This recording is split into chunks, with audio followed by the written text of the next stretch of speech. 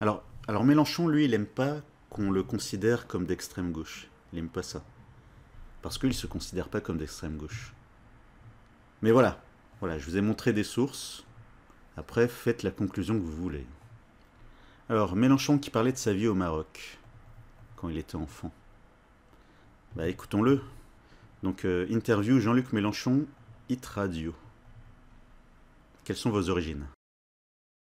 Je suis né à Tanger, j'y ai vécu les 11 premières années de ma vie. Ma famille était des gens qui venaient d'Algérie. Alors maintenant, vous savez, en vieillissant, on durcit les traits de caractère. Je ne supporte plus de vivre autrement que dans un endroit où les gens sont mélangés. Donc j'habite à Paris, dans le 10e arrondissement. Je ne peux pas survivre quand il n'y a que des blonds aux yeux bleus. C'est au-delà de mes forces. Donc quand on est... Donc voilà Mélenchon. Les blonds aux yeux bleus, il veut les priver de porc. Et ceux qui sont pas blonds aux yeux bleus, eh ben, il veut les priver de dinde et de poulet. Merci, monsieur Mélenchon. Ensuite, qu'est-ce qu'on a d'autre? Alors, il y a son intervention sur M6. Donc, c'était en mars 2022. Le principal sujet, c'est les fermes-usines, c'est-à-dire des milliers d'animaux qui sont traités d'une manière absolument honteuse pour notre profit. Des veaux enfermés dans le noir. Ah, bon bah il connaît mal l'élevage de veaux. Des veaux enfermés dans le noir. Donc là, d'après ce que j'ai trouvé... Oui, j'ai dû chercher, hein, c'est pas apparu tout de suite sur Google. Hein. Suppression du maintien des veaux dans la pénombre. Alors, ils sont pas dans le noir, ils sont dans la pénombre, déjà. C'est pas pareil. Cette pratique était motivée pour les anciennes générations d'éleveurs par la croyance que les muqueuses oculaires, bon indicateur de la couleur de la viande sur l'animal vivant, blanchissaient dans le noir et au contraire rougissaient lors de l'exposition de la lumière. Cette croyance et cette pratique ont été mises à mal par les études qu'a conduites le comité interprofessionnel Veaux sous la mer il y a une quinzaine d'années. Aujourd'hui, les recommandations d'élevage préconisent une ambiance et un confort de vie optimal des veaux, des volumes et une surface de vie plus importante qu'autrefois, une ventilation et une isolation thermique efficace, ainsi que la pénétration abondante de lumière naturelle dans le local d'élevage. Bah alors, monsieur Mélenchon, le veau élevé dans le noir, c'est un vieux truc des anciennes générations, basé sur une croyance. Alors, monsieur Mélenchon, pourquoi il nous parle d'un truc qui n'existe plus? Détruits, bloqués dans des cages. Les trucs bloqués dans des cages. Donc là, pareil, on va faire le débunkage. Décode Agri. Qui sommes-nous? Décode Agri est rédigé par les journalistes, spécialistes et éditeurs du groupe NGPA, nouvelle génération de presse agricole, qui ont choisi de réunir leur expertise dans une publication destinée à établir les faits dans un champ traversé parfois par la désinformation. Donc, je pense que c'est une bonne source. Si vous trouvez que c'est pas une bonne source, dites-le en commentaire. Donc ça dit quoi? Ça dit que la truie... Pourquoi utilise-t-on des cages à la maternité? Alors déjà, elles sont pas tout le temps en cage. Regardez. Les truies sont usuellement dans des cages pendant les périodes de vératrie et de maternité, c'est-à-dire 5 semaines et 4 à 5 semaines. Alors avant ça, elles sont élevées en groupe, et lors de la gestation, lors des 12 semaines de gestation, ou lorsqu'elles ne sont pas en phase de reproduction, elles sont en case collective, dans laquelle elles peuvent évoluer plus librement. Donc monsieur Mélenchon, attention à la fake news, hein, attention à la désinformation. Pourquoi utilise-t-on des cages à la maternité? Il y a 3 raisons. Parce qu'elles limitent le risque d'écrasement des porcelets par la mère. Les truies allaitantes ont une tendance à écraser leurs petits qui viennent se frotter contre elles, en particulier quand elles se couchent. Parce qu'elles délimitent un endroit pour la truie et un endroit pour les porcelets. Cela permet à l'éleveur de réchauffer cet endroit grâce à une lampe chauffante. Il ne faut donc pas regarder uniquement le bien-être de la truie, mais aussi celui des porcelets.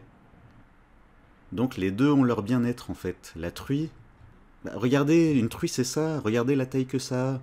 Est-ce que vous imaginez cette truie aller gambader, aller faire un marathon, aller à la plage? Bah non, c'est une truie, c'est du bétail.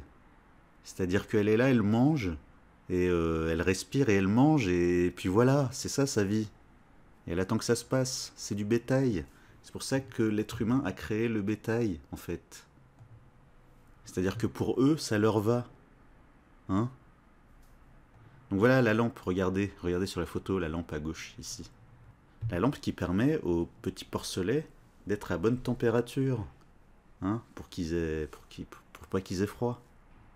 Alors, monsieur Mélenchon, donc j'ai même pas besoin de lire le troisième point, puisque les deux premiers points suffisent. C'est pour le bien-être de la truie et des porcelets. Bon, après, si vous voulez lire le reste, vous pouvez y aller. Voilà, je vous ai mis la source. Bon, moi, l'élevage de cochons, c'est pas ma passion. Je suis pas passionné par l'élevage de porcs. Donc, si vous voulez lire le reste, vous savez la source. Donc, Mélenchon, est-ce qu'il va nous sortir une autre information un peu limite? Regardons. Une poule, elle passe sa vie sur cette surface-là, une feuille de papier, ça peut plus durer. Alors, à laquelle... Ah, la poule sur la page A4. Bon, alors, sur l'élevage intensif de poulets, eh bien, la question, c'est comment on nourrit les pauvres? Ah bah non, bah Mélenchon, il a déjà réglé la question en supprimant la viande. Ah, bah évidemment, c'est trop facile. C'est comme si je vous disais, comment régler la question de l'inégalité des médicaments dans le monde, en fait. C'est-à-dire qu'il y a des pays où, par exemple, l'insuline coûte vachement cher. L'insuline pour les diabétiques, hein, coûte vachement cher, alors qu'en France, c'est remboursé par la Sécu. Alors comment régler le problème? Eh bien, on supprime l'insuline pour tout le monde. Voilà. Hein. Comme ça, tout le monde est à égalité. Bah non, bah moi, c'est pas ma façon de raisonner. Donc l'élevage industriel de poulet, si on pouvait remplacer le poulet par des lentilles, ça se saurait. Hein. Nous parlons, je vais vous dire le chiffre, vous allez avoir peur, parce que moi, ça m'a fait peur. On broie vivant chaque année 50 millions de... Ému, est-ce qu'il vous a Oui, et 20 millions de petits canetons. Et tout ça est mené en dépit du bon sens. En ce moment, il y a la 5e crise de... Quand même... Et qu'il y a une vision atroce. Et quel genre de vie on a. Vous voyez, la jeunesse nous a au moins appris ça. La première fois que j'ai mis ça dans un discours, tout le monde a crié. J'ai été stupéfait. Un homme de ma génération ne s'était jamais intéressé à fond à ces questions. Et quand c'est un homme, en plus, on te dit « Ah bah, tu fais de la sensiblerie, quand même, tu dois être un peu plus dur. » Eh ben non, j'ai pas envie d'être dur, je veux être absolument tendre. Ah bah, ça dépend avec qui. Ça dépend avec qui, hein, parce que tout à l'heure, il était dur... Tout à l'heure, quand il voulait supprimer la viande à tout le monde dans les cantines, bah moi je l'ai trouvé vachement dur. Hein. Ah là là. Oui, j'ai fait une petite recherche. Hein. Donc le cochon, c'est un animal qui était sauvage. Donc le cochon ne descend pas du sanglier. Hein. Le cochon descend du cochon sauvage. Donc voilà, pendant des millénaires, l'être humain s'est pris la tête à élever du bétail, à domestiquer des animaux, à élever du bétail, tout ça pour que, au XXIe siècle, on se retrouve avec des gens qui disent que les lentilles peuvent remplacer la viande. Point. Voilà. Voilà, voilà. Enfin, des lentilles plus du riz ou du blé ou d'autres céréales, pour avoir l'éventail des acides aminés. Voilà, tout ça pour ça. Bon bah désolé, hein. Désolé pour ceux qui ont domestiqué des animaux vers 7000 ans avant Jésus-Christ. Hein. Non, bah, désolé pour eux, hein. Tout ça, ça a servi à rien. Bon, ensuite, qu'est-ce qu'on a? Ah oui, bah en parlant de poulets dans des cages, bah monsieur Mélenchon, en parlant des poulets qui n'ont pas beaucoup d'espace, bah monsieur Mélenchon, vous avez déjà oublié comment c'est au Maroc? Bah alors, monsieur Mélenchon, vous avez déjà oublié qu'au Maroc, les poulets, ils sont dans des cages au marché? Donc là, on ne parle pas de l'élevage, on parle du marché. Au souk, regardez, monsieur Mélenchon. Les poulets, ils sont regroupés dans des toutes petites cages. Et le client, bah, il va au marché, il va au souk, et il dit « Bonjour, monsieur le vendeur, je voudrais un poulet ou 2 poulets. » Ah oui, ils sont vivants, hein. Là, ils sont vivants, hein. Regardez. Donc, ils sont au marché, ils sont vivants, et ils attendent. Ah oui, et ils sont plus ou moins ligotés, on va dire, pour pas qu'ils s'échappent. Et donc, tu vas au marché, voilà, quand j'accompagnais ma mère, et ben on va au marché, on demande au vendeur un poulet ou 2 poulets, et il le tue devant nous. Et évidemment, quand les poulets sont dans cette position-là, ils font pas un bruit comme s'ils étaient à l'air libre. Enfin, je sais pas imiter le poulet ligoté, mais il fait un bruit que j'avais jamais entendu ailleurs. Un bruit qu'on n'entend pas dans les élevages, même industriels. Hein? Et donc, monsieur Mélenchon, alors, monsieur Mélenchon, pourquoi vous venez nous priver de viande et de poulet élevés en plein air, alors qu'au Maroc, le pays de votre naissance, bah, les poulets sont entassés dans des cages et ils sont ligotés en attendant d'être tués au marché, monsieur Mélenchon? Hein? Bah, regardez ce qu'il disait toujours à l'interview de la radio marocaine, écoutez. Donc quand on est arrivé en France, c'était l'horreur pour nous, parce qu'on avait idéalisé la France. Et on a découvert à un coin perdu de la Normandie, le pays de Caux, où les gens n'avaient jamais vu personne, où hélas pour eux, les malheureux souffraient d'un alcoolisme épouvantable. Moi de ma vie, je n'avais vu quelqu'un ivre dans la rue. Imaginez, au Maroc, ça n'existe pas ça. Donc nous étions consternés. Hein. Et donc, personne ne parlait aucune espèce de langue étrangère. Imaginez-vous, la France des campagnes était extraordinairement arriérée par rapport au Maroc des villes. Casablanca était une ville plus moderne que Clermont-Ferrand. Hein, les gens ne se rendent pas compte de ça, mais c'était comme ça à l'époque.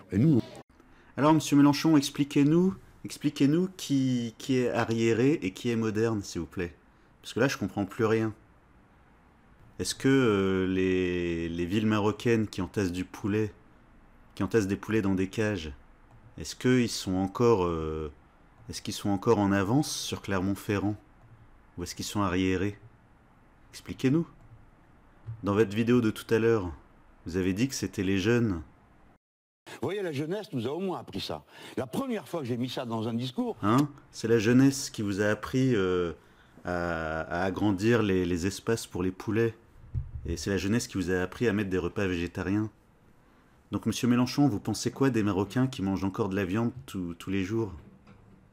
Il y a même des Marocains, ils mangent de la viande 2 fois par jour. Ouais, oui, c'est... en Anka.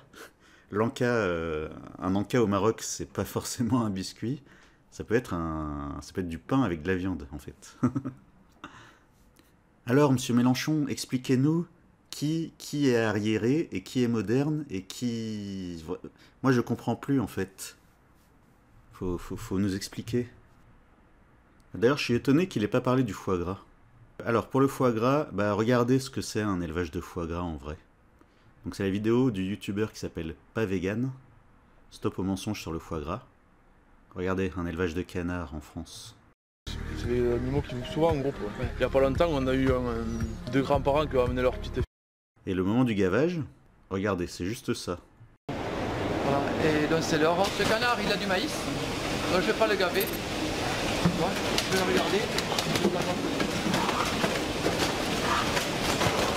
Celui-là, par contre, il est vide. Voilà, et je vais à l'autre.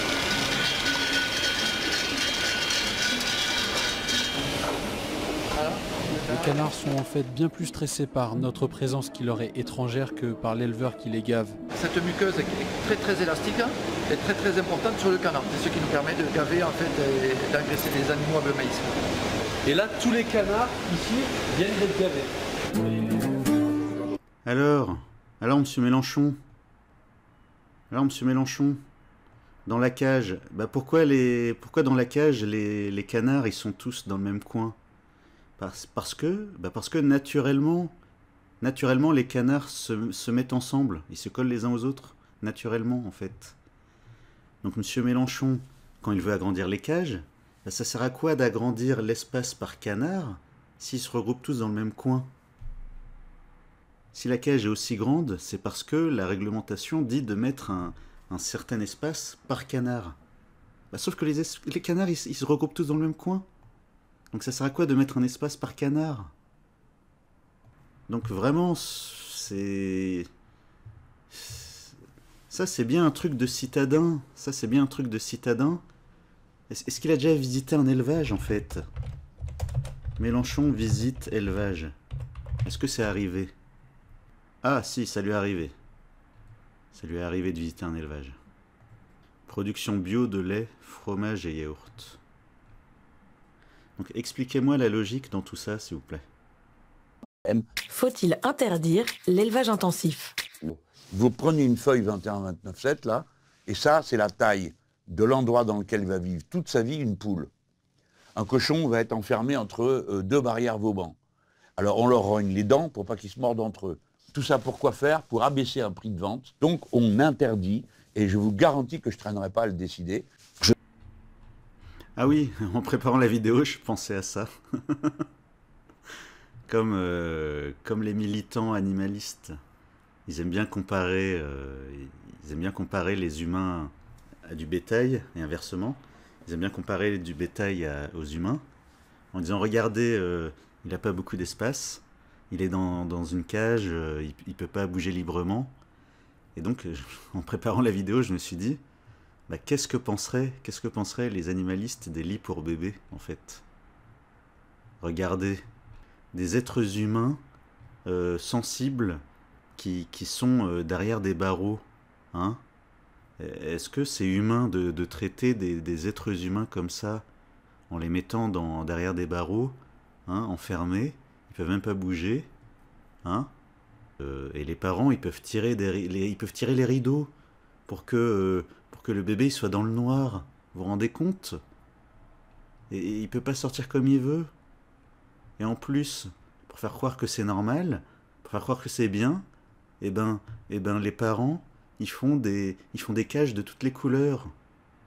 Hein? Mais vous faites pas avoir, hein? Parce que si c'est des cages de toutes les couleurs, c'est uniquement pour cacher le fait que c'est de la maltraitance. Hein? C'est des bébés en cage. Oh là là, que c'est grave. Il n'a pas la place d'évoluer comme il veut. Rendez la liberté au bébé. Ensuite, qu'est-ce que je vous ai trouvé? Ah oui, Aymeric Caron. Vous connaissez Aymeric Caron? C'est un journaliste. C'est un journaliste vegan, journaliste écrivain de gauche. Alors je sais pas si vous vous rappelez, il était dans l'émission de Laurent Ruquier le samedi soir. On n'est pas couché. Et donc il a rejoint Mélenchon, justement pour le côté protection animale et repas végétariens. Libération. Aymeric Caron rejoint Jean-Luc Mélenchon et se voit député. Il cogne très fort contre Yannick Jadot, accusé de porter une écologie molle. Regardez ce que Mélenchon disait d'Aymeric Caron en 2014, justement dans l'émission de Laurent Ruquier. Je ne comprends pas pourquoi vous êtes aujourd'hui député européen et pourquoi vous êtes candidat à le redevenir. Vous n'êtes pas apparemment le plus assidu au Parlement. Ce n'est pas vrai. Vous répétez un truc... Ça, c'est la dire. Non, je n'ai pas envie de revenir sur cette polémique, mais enfin, il y a un certain nombre de sites qui ont effectivement répertorié vos présences, lors des votes, de sites, un seul et unique, M. Beauvais. Il y a d'autres sites également qui parlent de votre présence dans les commissions thématiques. Bref. Et de toute façon, vous dites vous-même... Mais ce n'est pas vrai. Vous avez donné vous-même une interview. Non, ce n'est pas vrai. J'ai les chiffres, je veux bien qu'on les ressorte. Non, vous n'avez pas de chiffres. Si, j'ai les chiffres. Vous racontez n'importe quoi et vous l'avez fait exprès pour pourrir l'entretien que nous avons. C'est vous qui êtes un branleur, pas moi. Vous avez participé à 66% des votes en séance plénière, ce qui vous place au 722e rang des députés en termes d'assiduité sur 766 élus. En tout cas, allez-y. En tout cas, ce qui est vrai, c'est que vous expliquez... Vous êtes un branleur et en tout cas, passons à autre chose. Ce qui est vrai... Bon, bah, voilà le genre de le genre de ralliement que Mélenchon accepte. Je vais pas dire le mot grossier, mais voilà, vous l'avez entendu. Ensuite, qu'est-ce que j'ai trouvé d'autre? Journal du dimanche, 14 octobre 2018. Converti à la lutte contre la souffrance animale, Mélenchon explique pourquoi il ne va pas devenir vegan. Alors Mélenchon a expliqué: il faudrait peut-être que j'essaye, mais j'aime trop la viande de boucherie. Bon alors, dire j'aime trop la viande, ça c'est vraiment l'argument, c'est le pire argument, vraiment. Je veux dire, sur tous les arguments à dire non, je veux continuer la viande, dire oh j'aime trop la viande. Ça c'est vraiment le niveau 0 de l'argumentation. Donc mon public, ne dites pas ça. Dites que c'est l'un des meilleurs aliments pour la santé et qu'il n'y a pas besoin de compléments alimentaires. Ensuite, en avril 2017, il détaillait lors d'une rencontre organisée par Le Parisien son sentiment sur le mouvement vegan. Donc Mélenchon a dit « Quand on avait 20 ans, on était trotskistes. Et eux, véganes. Ils sont révolutionnaires comme nous l'étions, car ils veulent changer le monde en bannissant la souffrance animale. » Ah bah faut pas dire ça. Faut pas dire ça à Nathalie Arthaud, lutte ouvrière, vous vous rappelez? Vous vous rappelez ma vidéo sur Nathalie Arthaud du parti Lutte ouvrière, la candidate anti-végane, anticapitaliste. Il faut surtout pas lui dire ça à elle. Dire que les véganes sont révolutionnaires. C'est exactement le contraire. Alors, suite de l'article. Ouais, donc il proposait déjà de réduire la part des protéines carnées dans l'alimentation au profit des protéines végétales. Donc déjà, à l'élection précédente, il voulait réduire les protéines animales dans l'alimentation. Ensuite, qu'est-ce que j'ai trouvé d'autre? Végactu, 17 avril 2017, Jean-Luc Mélenchon. Être végane, c'est vouloir un autre monde. Ah, c'est encore les réponses au journal Le Parisien. Parlant de la malbouffe et des chaînes de fast-food, M. Mélenchon s'est adressé à une jeune femme en présupposant qu'elle devait, comme tant d'autres, se rendre fréquemment au McDonald's. Réponse de la lectrice du Parisien, sous les rires, « Je suis végétarienne ». Réaction de Jean-Luc Mélenchon, « Ah bravo, je ne pouvais pas le savoir, c'est des modèles pour moi, j'y arrive pas, j'ai essayé ». Enfin, pourquoi il a présupposé qu'elle allait au McDo? Parce qu'elle était en surpoids ou... Bon, on sait pas. Ouais, donc pour Mélenchon, les végétariens sont des modèles. Eh ben... La jeune femme dit « Je suis quasiment végane en fait ». Mélenchon répond « Végane, oui, je connais, je comprends, j'ai beaucoup de rapports avec eux. » Je rigolais. Je disais « Nous, quand on avait 20 ans, on était trotskistes et eux, t'étais... » J'y vais doucement, je ne suis pas aussi fort qu'eux. Je n'applique pas tout ce que je dis. Je mange de temps en temps de la viande. Ah bah c'est passionnant, hein, monsieur Mélenchon. Ah, vraiment, on apprend des trucs grâce à vous, monsieur Mélenchon. C'est très intéressant, hein, tout ce que vous nous dites. Hein, des modèles de quoi? Des modèles de carence? Sérieusement, ils doivent prendre... Oh là là là là. Bon, allez, on va vite passer au programme. Parce que là, je commence à en avoir un peu marre. Donc, j'y vais doucement, j'y vais doucement. Mais les militants véganes, ils détestent ça, en fait. Donc, monsieur Mélenchon, tant mieux pour vous, vous grattez des voix à droite à gauche. J'y vais doucement. Les véganes, ils détestent entendre ça, les vrais militants véganes.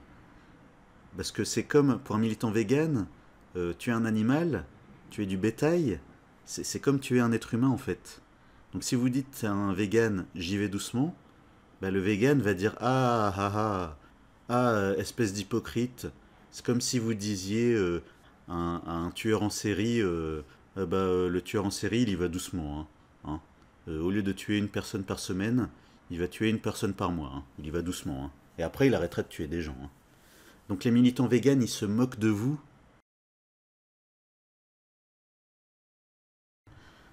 J'en parlerai dans une autre vidéo. Mais voilà, d'après ce que j'ai lu, je le dis aux parents musulmans, laissez vos enfants manger de la viande à la cantine, même si elle n'est pas halal, en fait. J'ai vu des versets dans le Coran qui justifient ça. Donc monsieur Mélenchon, je me demande quel genre de musulman est-ce qu'il veut favoriser en supprimant complètement la viande dans les cantines. Je pose la question. Donc monsieur Mélenchon, il déteste être traité d'extrémiste. Ben, je pose la question. Où va monsieur Mélenchon? À qui est-ce qu'il veut faire plaisir, en fait? Est-ce qu'il veut faire plaisir à des modérés? Est-ce qu'il veut faire plaisir à des extrémistes? Donc, attention, j'ai pas dit que Mélenchon était extrémiste. Je demande si Mélenchon veut faire plaisir à des extrémistes juste pour gagner quelques voix, quelques votes. Donc vraiment... Ah, c'est à elle, c'est elle qui l'a suspecté de manger McDo? Vous devez être plutôt le régime alimentaire McDo, là, de votre génération. Oh, c'est elle qui l'a dit ça? À une dame un peu en surpoids. Il associe surpoids de la dame à alimentation type McDo. Monsieur Mélenchon, je vous suspecte d'avoir fait une blague grossophobe. Et tout le monde rigole. Non, lui il rigole, mais regardez sa tête à elle.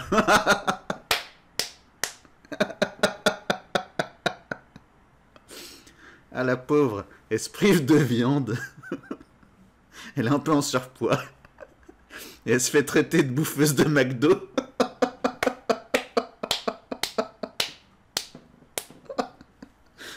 Et ben voilà.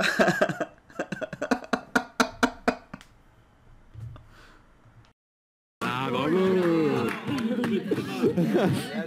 Bah je pouvais pas le savoir. Bah non. Ah mais attends, c'est des modèles pour moi. Moi j'arrive pas. J'y arrive pas, j'ai essayé. Enfin, je suis quasiment végane. Végane, oui. Voilà, Oui, je connais, je comprends. J'ai beaucoup de rapports avec eux. Parce que je rigolais, je disais, nous, quand on avait 20 ans, on était trotskistes. Ah là là là là. Ah mais elle est géniale. Ah, non, j'avais jamais vu cette scène. Oui, donc oui, attention les filles. Je parle surtout aux filles. Attention les filles. Si vous diminuez encore la viande, bah, vous risquez de manger plus de féculents, plus de glucides. Attention, quand on remplace la viande par des légumineuses, eh ben, ça apporte des glucides. L'excès de glucides, il risque d'être transformé en graisse qu'on stocke. Ça s'appelle la lipogénèse. Et donc oui, tu risques de prendre des joues et du menton et du ventre. Et donc cette dame, eh ben, la pauvre, elle a pris de partout, sauf des seins. Du coup, cette végétarienne, la pauvre, eh ben, elle a pris de partout, sauf des seins. C'est dommage. Donc voilà, bah ça c'est un physique de végétarienne. Ah, moi je la crois. Hein. Ah, moi je la crois à 100%. Elle dit qu'elle est quasiment végane. Ah, mais je la crois à 100%. Donc là, on voit pas son ventre, mais j'imagine qu'elle doit avoir plus pris du ventre que du reste. Bah, d'où ses bras croisés devant son ventre. Ça, c'est un truc qu'on fait quand on a pris trop de bide. Oui, je dis on parce que je connais. Hein. Je connais ces techniques. Hein. Ah là là. Et ils sont contents. Ils sont contents. Hein? Non mais la tête.